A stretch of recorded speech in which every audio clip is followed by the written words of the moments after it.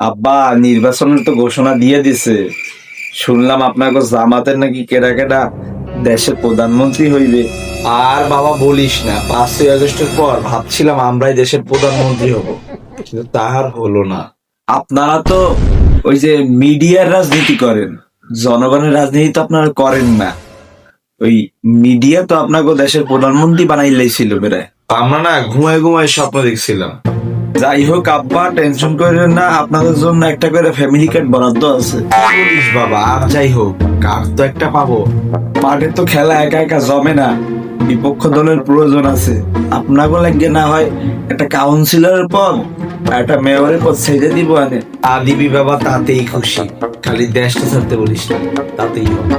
কোন পর্যায়ে রাজনীতিতে শিখেন, কিভাবে রাজনীতি করতে হয়, জনগণের আস্থা ও ভরসা অর্জন করতে হয়, তারপর জামাত দেশ চালানোর চিন্তা ভাবনা করবে।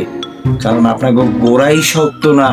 আপনারা সবাই মিললে যদি গাছের মাথার উপরে অবস্থান করেন তাহলে তো ভাঙ্গে পড়বে। আপনারা তো আসন পাবেন না, হবে না। আপনাদের নিজেদের মধ্যেই তো দ্বন্দ্ব ভুল হয়ে গেছে। আমাদের আগে রাজনীতিটা শিখতে হবে, তারপর দেশের প্রধানমন্ত্রী হওয়ার চিন্তা ভাবনা করতে হবে। अरे यार कुरान देखा था मैं अब वही सारा हुए